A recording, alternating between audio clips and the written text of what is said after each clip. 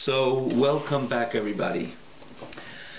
It's exciting a bit that we're beginning a brand new chapter, the 38th chapter, after 10 classes on chapter 37. I just want to note that perhaps on the last week, I believe we mentioned it's 11th class. I noticed it was the 10th, and if there's any confusion based on seeing on the website that it was a 10th class, it was ultimately the final class of Lamed Zayin was ultimately the 10th, not the 11th. But again, a long stretch over here. I would say it's the longest chapter. I believe it is the longest chapter, certainly the most classes. It is unusual, but much as being additional to every Perek and Tanya, very fundamental. This was between this and Lamed Vav, Lamed Zayin carries its naturally own important weight, and we needed to elaborate at least to the max in order to have a clarity on this chapter. And that was the reason why we took a little bit more, we gave a little more classes on this last chapter. But we're excited again to begin a brand new chapter, which is Perek Lamed Ches, the 38th chapter. I will, as we usually mention, to see these previous classes, you just put the word Tanya in the link box, or on that TanyaOnline.com, hosted by the same Chasheva hosts. And it's about the website is just for the Tanya advantages. It's only the Tanya, and namely the two advantages that you're able to follow with the text, as well easy access to every single class in the past, which again is all these many classes from the very beginning of the Tanya, easy access to them, again with that scroll bar to follow along with the text. So that's TanyaOnline.com, Perek Lamed Ches. We begin immediately the 38th chapter, which you could find it in the Hebrew, in the original Hebrew text is 98, page 98, the original Tanya, and then in the corresponding, also again corresponding English text, 38th chapter, V'hine im kol hanal, with all the above mentioned, Yuvan Heitev, Psak Halacha Arucha B'Talmud U'Poskim Dehiru Lav K'Dibur Dami. What is the Alter Rebbe referring to? With all the above mentioned, it'll be thoroughly understood the Psak, the verdict of the halacha, which is laid out in Talmud, which is prepared for us in the Talmud and Poskim, which is clear, which is explicit in Talmud and in Poskim, that those who codify Jewish law, based on the Talmud, that Hir Lav K'Dibur Dami, that thinking is not like speech. Now, what is this again referring to? The Im Kol Hanal Niskar La'el, which leads us to thoroughly understand this halacha, this verdict. So the Alter Rebbe is referring to the message of Dira B'Tachteinim, that HaKadosh Baruch Hu wanted a dwelling place in this very physical world.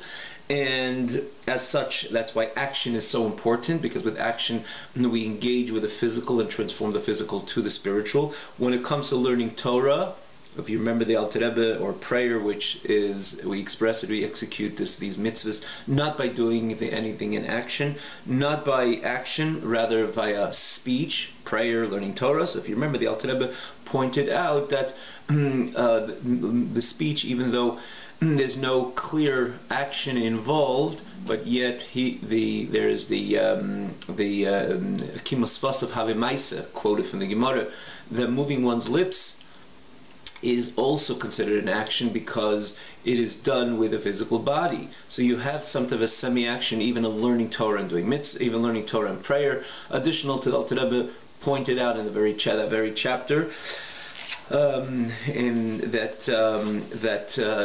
when a person learns, also there's the Kol Atzmeisai Toimarno, which is again this very past chapter 37, that the person can get really involved. As you come into a yeshiva, you see it's not like a quiet library. You see people are really involved.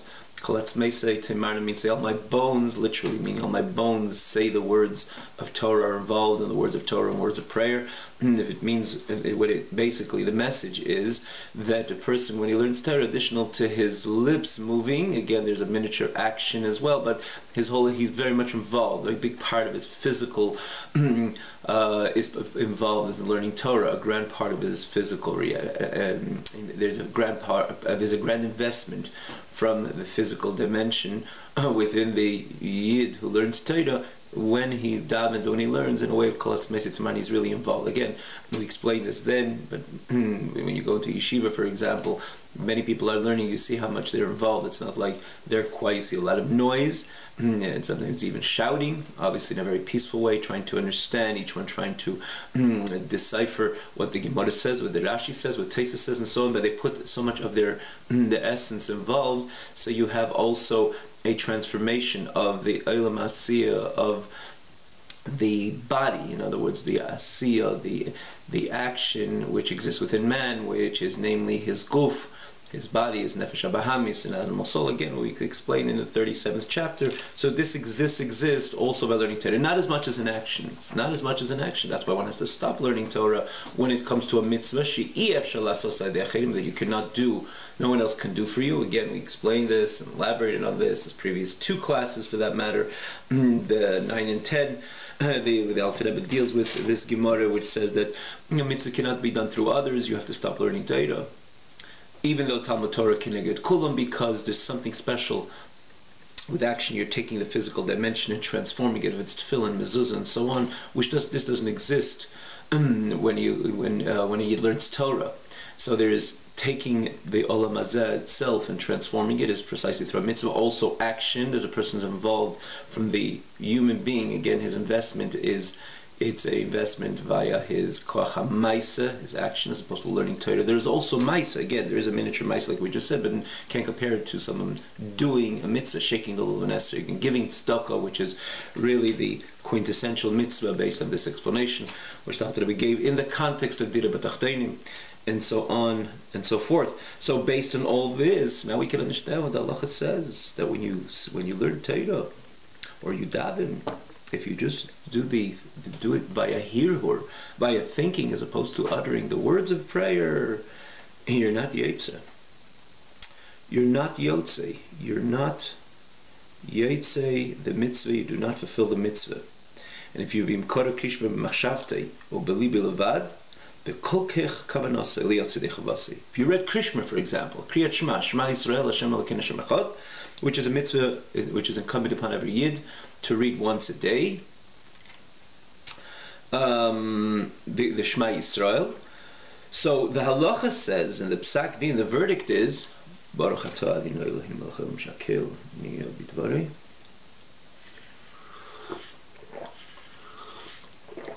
So the halacha says that that you must utter the words Shema Yisrael, Hashem's name, Elokeinu, Hashem Echad.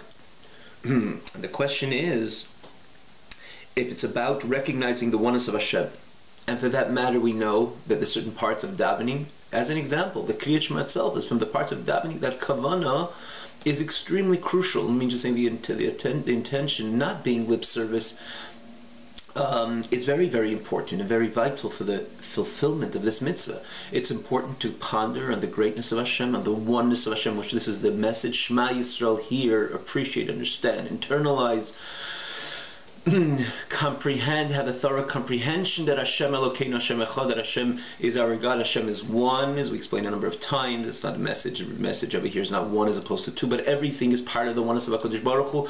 And when we truly ponder on this mitzvah, then we're able to fulfill the V'ahavta Hashem Elokecha, to truly love HaKadosh Baruch Hu. We explained this in the past also in the context, if you remember, the V'ahavta, how could Hashem command on love? Love is by definition can command on love. If it exists, it exists. And if it doesn't exist, you can never command, and as much as you'll command, and that will not arouse any love. You could command on an action, but not a love. But it's famous Alter Rebbe, I believe this Mizrach Magid, which explained this, that it begins from the Shema Yisrael. A person has to ponder on Hashem Elokeinu Hashem Echad. Consequently, when you'll have a thorough understanding, when you take time and put your mind to it to comprehensively understand Hashem Elokeinu Hashem Echad, consequently, V'ahavta, that itself will elicit a true, genuine love from yourself as Hashem Elokeinu, to love Hashem your God. But which we see, and this is brought in halacha, this is from the few psukim that, even though we should try to have concentration in every part of davening. The Pirush HaMilos, the simple meaning of the words, concentrate on the words, is very important. Prayer is not about lip service. Kriyat Shema is not about lip service. It's about making it real. In other words, making this oneness, proclaiming primarily to yourself the Hashem Echad, the oneness of Hashem, internalizing the message, which would again elicit a love from yourself, and then this would follow by learning Torah, and doing the mitzvahs and so on. And your 24 hours, you're able to fulfill your mandate appropriately in that day, in those 24 hours. Again, the next day we have the davening experience. Again, even though the Krishma itself says a few times a day, at night, and according to the Torah, by morning and at night, and then we say Krishma Shalamita. But the point of it is that the Hashem Echad should become part of my thought process. It should be internalized, and therefore it is important that I take the concentration, I focus, and I ponder on this message of Hashem Elokeinu Hashem Echad.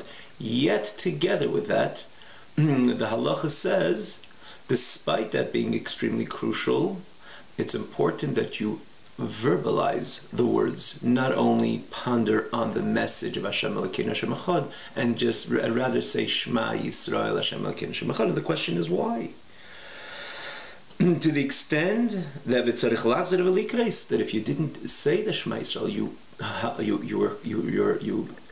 you took the time to be mitamek, which means profoundly to think and ponder on this message, and it has changed your way of thinking, or rather it has been internalized. You intellectually understood it, aroused the vahavta, the love to HaKadosh Baruch Hu, and you follow suit with the learning Torah and doing mitzvahs, which Hashem wants you, asks from every year to do. For that matter, again, as we just pointed it out, it's even within that small krishma, in that small first paragraph, or rather first chapter of Kriyashma, it has the Shema Yisrael, it has V'ahavta Hashem Elokecha, has Limud Torah v'Hayadvar Meila, and then has Ukshartam Le'Zaydecha v'Tavas Beinecha, which is again a mitzvah, an iconic mitzvah, which represents all the mitzvahs. So you have the whole package in this Shema Yisrael. So if I did it all right, what is it that if I didn't verbalize the words Shema Yisrael, I'm not Yotze, I don't fulfill the mitzvah, and I have to reread it again to that extent? Why so? And he brings also when it comes to benching, you ate a good meal, you have to bench. It's not only enough in your mind thanking HaKadosh Baruch Hu, but you have to verbally utter the words of benching. Ubeshar brachas d'Rabbanon, ubitfilah. And the other brachas as well, when it comes to Shakol Ni'abidvaro or Bara Minim Zainis and so on, you must utter the words. It's not enough you have you formulate in your mind a formal recognition to HaKadosh Baruch Hu, the fact that He gave you this apple or orange or Bairim, and He's the creator of Minim Zainis or Shakol Ni'abidvari. Everything comes from the speech of Hashem, which is again the basics, the meaning of the blessings of Shahakol before you take a drink of water or so. But you have to say it. You have to say it. You have to verbally utter these words. With tefillah also, when it comes to prayer, even though prayer is drabanon as well. In other words, the whole nusach tefillah, the notion of praying every day is a deiraisa. He has to pray from the perspective of Torah at least once a day, but the three prayers, the constitution of the three prayers is drabanon. But again, one has to verbalize the words of prayer, namely Shemona Esrei, the 18, the Amidah, which is the 3 times a day, and Shachris Mincha Ma'ariv,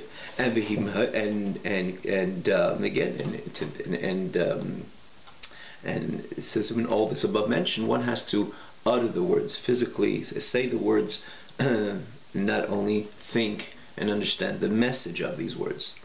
Conversely, the Alter Rebbe points out over here that it goes to such a degree, to such an extent, and what if you did utter the words and you didn't have the appropriate kavanah? It's not the right way to daven. It's not the right way to say a bracha.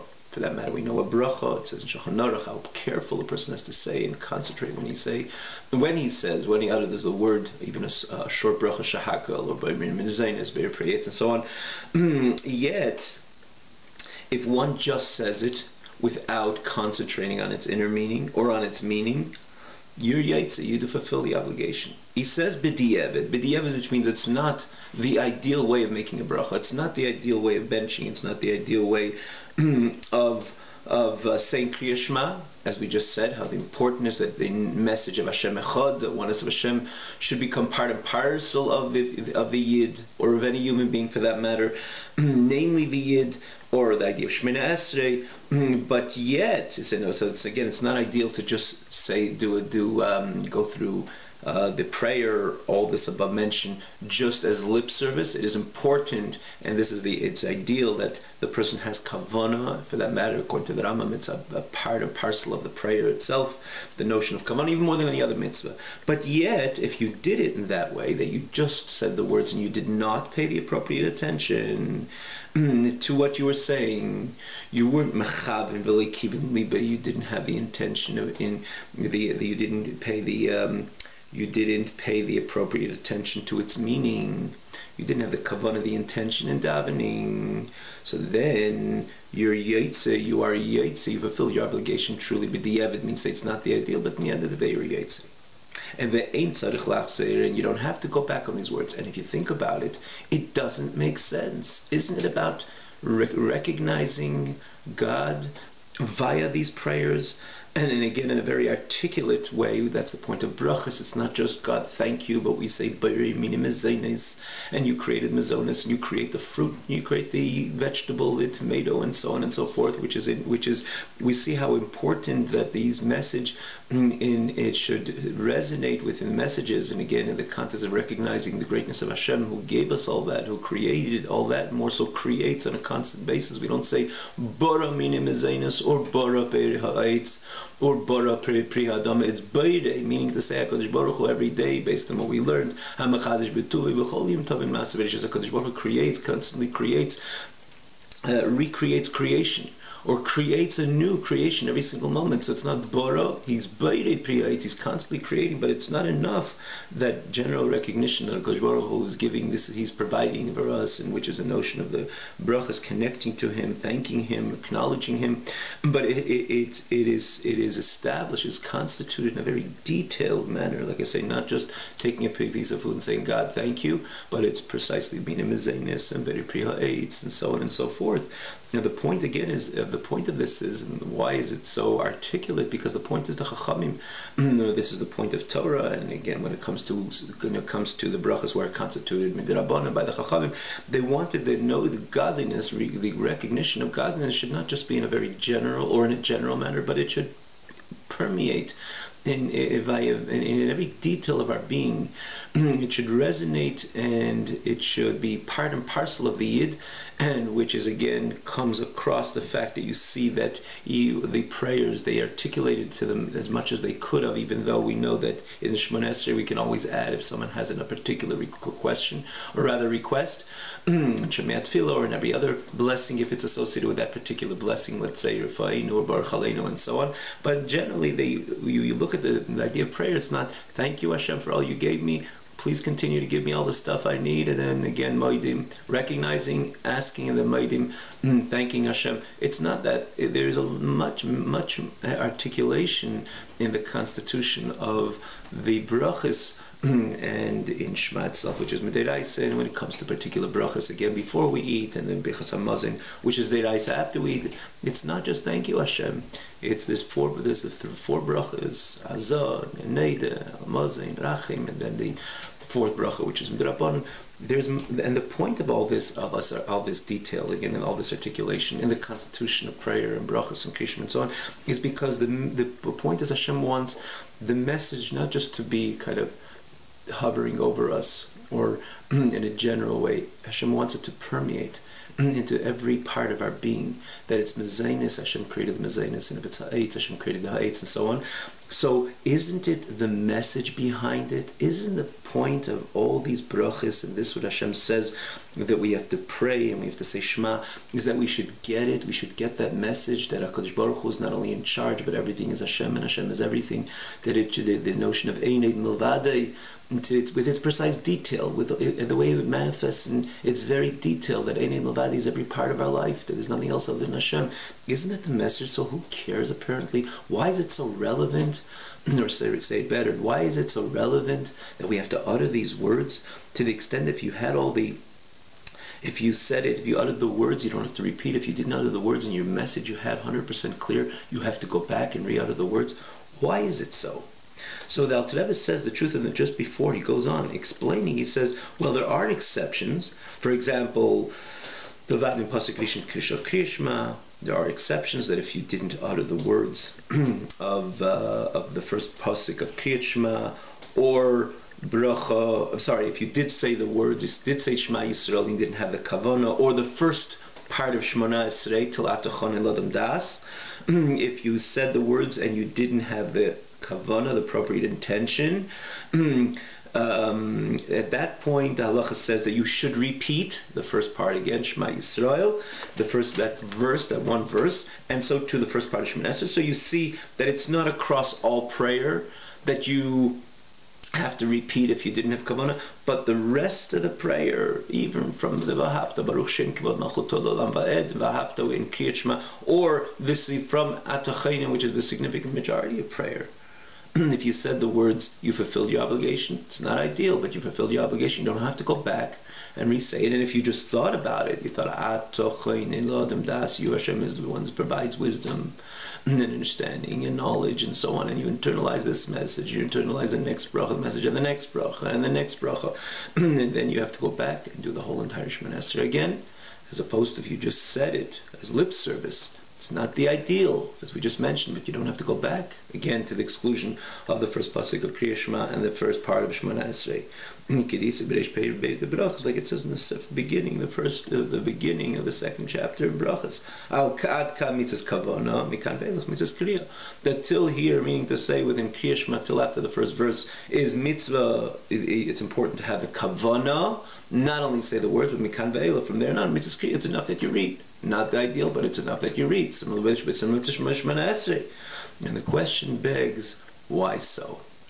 And the answer, now that we learned about Pi Kol Hanal, like the Alter Rebbe begins the chapter in Kol Hanal, everything which was mentioned before, in this very chapter of Lamed Zayin, starting from Lamed Vav, the idea of Dira B'Tachteinim, that HaKadosh Baruch Hu, the whole point that HaKadosh Baruch Hu sends down the neshama to this world, it's not for the sake of the neshama, it's in order to transform the world, the animal soul, which is again the soul which vitalizes the body. Again, this is something we mentioned and explained numerous times why they are. This is the same. It's synonymous. These two expressions, these two rather terms, nefesh bahamis, the animal soul. Why is it synonymous with the nefesh chayunis, the vitalizing soul? But again, we say it together. We explained it in the past why it's one entity, and the point is to transform that nefesh bahamis, that animal soul, to transform the body, transform this very physical world, to make it an abode for HaKadosh Baruch Hu. Based on everything we learned that's in Kol Hanal, now we can understand why it's so important to Hashem, and then why is it prescribed in Torah, and why did the halacha dictate the significance of uttering these words, not only having the kavanah, but the uttering, verbalizing these words. And if you don't do so, you didn't fulfill your obligation. You have to go back and repeat it. And the reason, again, now we can understand, because the whole again,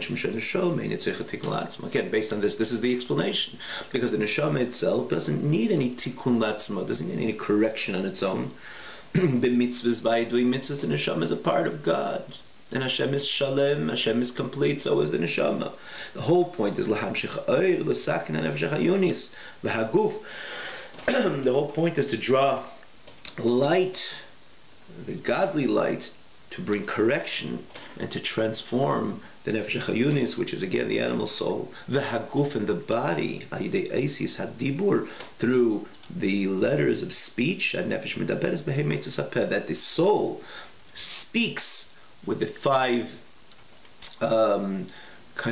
instruments of the mouth, if you will, because we know that the person is able to speak. Obviously, he has to be a healthy person. Many people have the five motzot hapeh, but they still can't speak, because we know a healthy person is called the two advantages the human being has over any other part of creation, that he has seichel, intellect, also he has the ability to speech.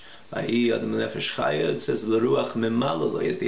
he's able to speak again, but this is the priority of the human being over any other part of creation, and the animal, and so or similar, and so it obviously it's the healthy person which is able to speak, but yet how does the words become manifest? Just translating the Hey Meitzes Hapeh. It becomes manifest through the 5 instruments of the mouth, and the instruments which is, it's known, the lips, the tongue, the teeth, the gums, and the throat. This is the way a person is able to execute or to actually speak. In other words, this is the way the words become manifest. So not everybody, again, I mentioned, unfortunately, there's those who don't have the ability to speak this, but despite they have the hey mitzvahs of these 5 mouths ot hapeh, it's because again speech comes from a very deep part of the nefesh, as we know. But the way the person say the way the words itself become manifest is obviously through the hey mitzvah, the 5 motzot, the instruments of the mouth. So the point of the neshama, the point of avodas Hashem, in the context of learning Torah, and the prayer, when it comes to doing mitzvahs, obviously the point is to transform the koach hamaisa, the koach of action which exists within the human being, as he's going to say. But starting from when we're focusing on the mitzvah of learning Torah and davening, it's not all for the neshama. The neshama doesn't need any correction. The whole point is to draw the godly light to transform the animal soul and the body through the words of prayer, the letters of prayer, which the soul executes through, and the soul speaks with its 5 mitzvahs hapeh, with the 5 instruments of the body, of the mouth rather, which is again part of the physical human being that he has. The neshama doesn't have these heimot otapeh. The neshama doesn't have these 5 instruments. If the neshama doesn't have lips, nor tongue, nor teeth, nor gums, nor throat, it's the body which has it. The neshama will send the message that the speech should be utilized in Torah learning and in prayer. But who actually learns the Torah and who does the prayer? It's the body via the dictate of the neshama, via the persuasion of the neshama, and the energy when it comes to the neshama, in which gears and guides the person that if you have the ability to talk, it should be in words of Torah and in words of prayer, obviously, at times in words of gemilut chasadim, words which express kindness to another person. But as we're talking about Limudat Torah, learning Torah and davening, what is the objective of HaKadosh Baruch Hu? Not to mitaken the nefesh, but to transform the body.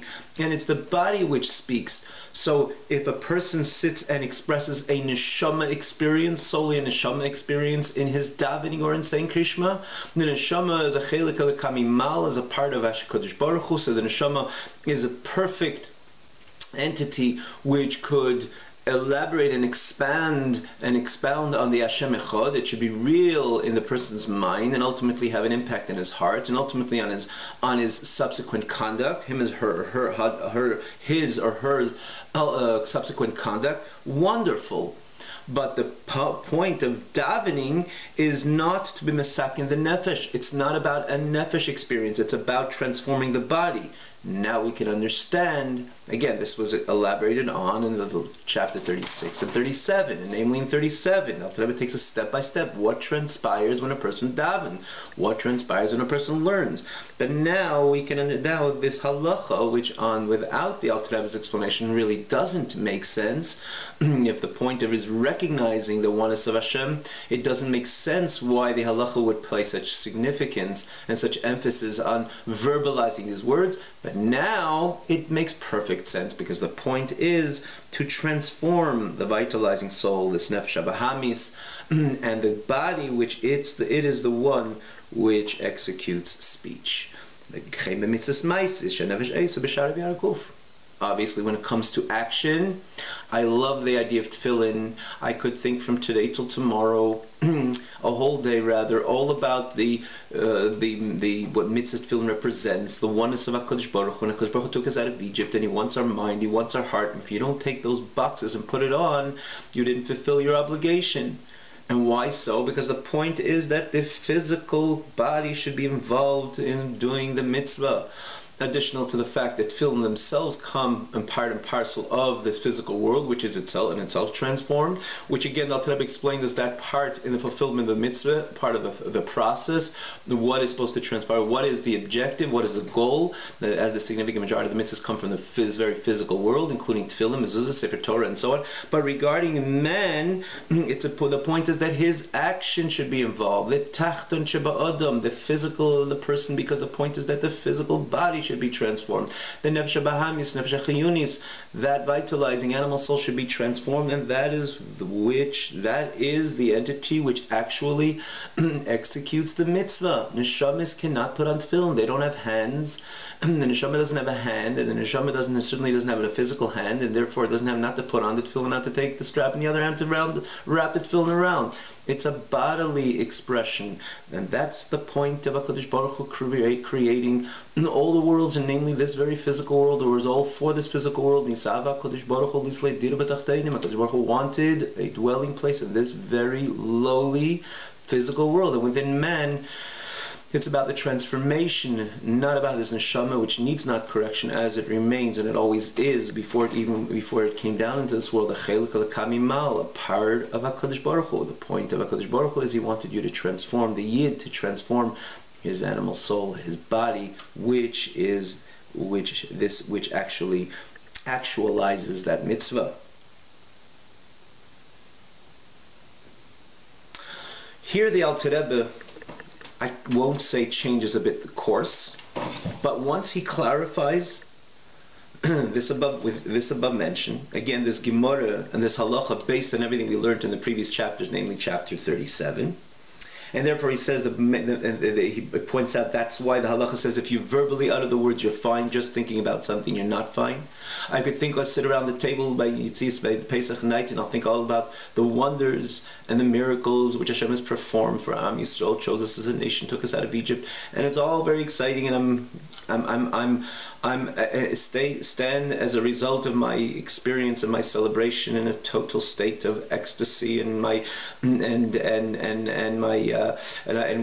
start glorifying Hashem and thanking Hashem, and Hashem, I want to be part of you, and so on and so forth. If you don't take those matzahs, you don't take those crackers and eat them, you didn't fulfill the mitzvah. You can learn all about what matzahs, and you can say the story what happened in Mitzrayim, and HaKadosh Baruch Hu told us about the matzah. If you don't take those matzahs and consume them, you didn't fulfill the mitzvah. Conversely, if someone runs into a seder and says, I have no time to understand what the matzah is, but I just want to do something right, and they give him a matzah, and he chews that matzah, he eats that kazayis, he fulfills his obligation. Why so? Doesn't seem right. Something doesn't seem right about it. Now the answer is, the point is to refine the body, and therefore it's the physical matzah and consumed by the physical body, as opposed to if it's not, we miss the point, because the neshama, to experience a neshama experience, meaning kind of we're alluding to the fact that the neshama needs to connect, or needs to be elevated, needs to be corrected. Neshama doesn't need to be corrected. Neshama is a chelik kamimal. It's part of HaKadosh Baruch Hu. And the point is to come and to actualize these mitzvahs with a physical body. Thus the body is transformed, and that is only through physical mitzvahs. And in the context of prayer is when the person verbally utters the words of prayer, the person utters the words of Torah and Kriyat Shema and so on. But here the Alter Rebbe comes back now and tells us this is the way it is a strict halacha, and because this is the purpose of creation. Yet in the same token, and this is the message of the Alter Rebbe in these subsequent this 2 pages or 3 pages, is that in the end of the day, Hashem does want to put our heart, that we put our heart and soul in prayer, in Kriyat Shema, in our fulfillment, when we fulfill Hashem's mitzvahs, because first of all, Hashem created us with intellect. If we were it's only about doing and verbally uttering words, we would have been created much less sophisticated, perhaps like robots. Do this, no heart, no mind, just do it, say it. But HaKadosh Baruch Hu did create the person with much sophistication, a whole set of intellectual faculties, emotional faculties. What are they there for? Answer: because HaKadosh Baruch Hu does want us ultimately to connect with Him with heart, mind, and soul. And therefore He created all these faculties. But additional to that, or this is the reason why Hashem created us, the human being, with these faculties, is because Hashem appreciates, in the end of the day, that together that we fulfill our mandate, we connect to Him emotionally, intellectually, again with mind, heart, and soul. This is the message which Alter Rebbe is going to tell us as well. Rather, the message which the Alter Rebbe has for us over here in this following part of the chapter. So let's try to go further, for another bit.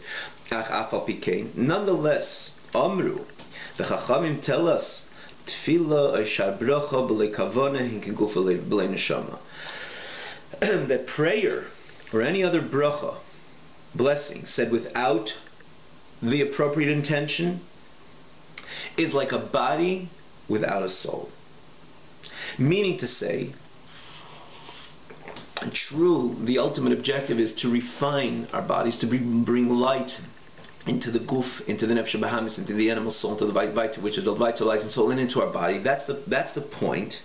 And therefore, it is important that again we actualize, we do the mitzvah with action, or we utter the words of Torah and prayer. But yet we ought to know that in the end of the day, praying without the appropriate attention to the words, understanding and appreciating the words and what they mean and what they're supposed to lead the person to, which is dveikus, to cleave to his Creator, to love his Creator, to want to connect emotionally with his Creator, is like a body without a neshama. You're doing everything right, but there's missing spice, there's missing soul. And HaKadosh Baruch Hu, as the Alter Rebbe is going to say, not only it doesn't make sense to us that when you have a relationship with another person, it's important to put heart and soul, because in the end that would be something which we think is important. And Torah mitzvahs is about submitting ourselves to what Hashem thinks is important. So if Hashem had only that in mind, just that we deal with the body and we refine the body, in the end, who says it would be so important to connect with HaKadosh Baruch Hu on an emotional level or an intellectual level? But the Alter Rebbe is going to point out later that the truth is it's not a man-made or human being understanding based on any other relationship that you always have to have heart and soul. It's HaKadosh Baruch Hu. Alter Rebbe later will point out, which we're not going to get to it today, this part, but in the end, the Rebbe is saying that Hashem Himself wants it. The same God which wants us to do the mitzvah, because this is the reason why He created all of creation, because He wanted a dira b'tachteinim, He wanted the physical world with our physical actions to be transformed. He Himself, Hashem Himself, and again, it's a Ratzain Hashem Himself wanted and desired that we connect with Him with mind, heart, and soul. So it becomes part of our mandate. Together with that, it obviously makes sense like in any other relationship. When you have a relationship with someone, it's not you do that and I'll do that. It's not meant to be robotic, because robotic relationships remain robotic and there's no room to grow, and at times they just fall apart. In any relationship, it's important, it's vital to connect to the other party with heart and soul. In any, again, in father to son, father child, teacher pupil, and a husband wife, and so on and so forth. It's obviously important. It's vital for that matter. But if someone's going to say that I just want to connect with you with these on an emotional level and not interested in doing all my obligations, if it's teaching or it's providing an employer and employee, again, obviously there's different levels of heart and soul relations in the relationships, but just kind of it shouldn't be robotic. I mean, again, just in contrast, rather of it remaining robotic. Obviously, there's different levels when it comes to the certain relationships which the connection with heart and soul is much more profound, obviously. But we're just negating everything in contrast to a robotic relationship. In every relationship, it cannot just remain robotic. If an employer-employee. But conversely, if it just has that heart and soul, the relationship is just based on heart and soul, it also won't have any continuity. because no one's doing their obligations. And again, in every one of the relationship of two parties, in any type of relationship of two parties. Obviously, the most important, let's take an employer-employee, or even a teacher and a student. The main thing is that they cover the ground. The job is done. The employee does his job and he gets his paycheck. That's the responsibility of the employer. That's the most important. And the same thing when it comes to a master and a pupil. There's information and the material which has to be learned and studied and so on. And despite if there's any connection, even a connection to any type of a connection between a master and pupil, which usually there is after learning with another party so much, is obviously a heart connection. Obviously, and again, there's different levels. It depends what type of relationship it is, but it's never robotic. But again, conversely, if it's only heart and only soul, nothing is done for sure. There wouldn't be any continuity. There's no room for any growth, and there's no room for any perpetuation in this relationship. There has to be both.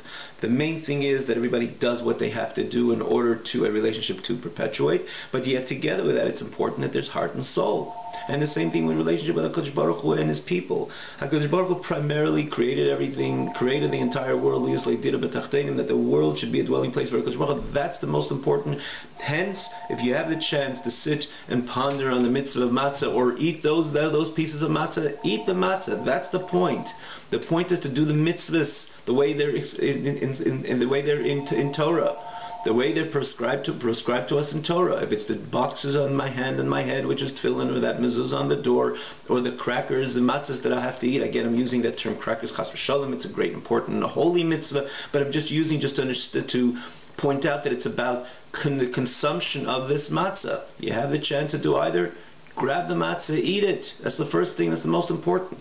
Yet together with that, HaKadosh Baruch Hu wants, Hashem wants that we invest our mind and soul, heart and soul. That we do things with the appropriate attention. That we do things with kavanah, the intention, the intent in the mitzvah. If it's prayer, if it's learning Torah, or doing any other mitzvah. And for that reason, HaKadosh Baruch Hu did not create us in just as robots, just do it. HaKadosh Baruch Hu created it with a heart, and a heart of any human being runs very deep in those who he can become emotional with. In this case, with HaKadosh Baruch Hu, Hashem wants our entire heart to be connected to Him. If we have emotions, and if our emotions run very deep, it should be a love to HaKadosh Baruch Hu. And Hashem gives us a whole set of intellect, and He says, I want you to intellectualize on the reality and the oneness of HaKadosh Baruch Hu maximally. And this is all for this reason, that HaKadosh Baruch Hu doesn't only want the goof, He wants the neshama. Have a wonderful evening.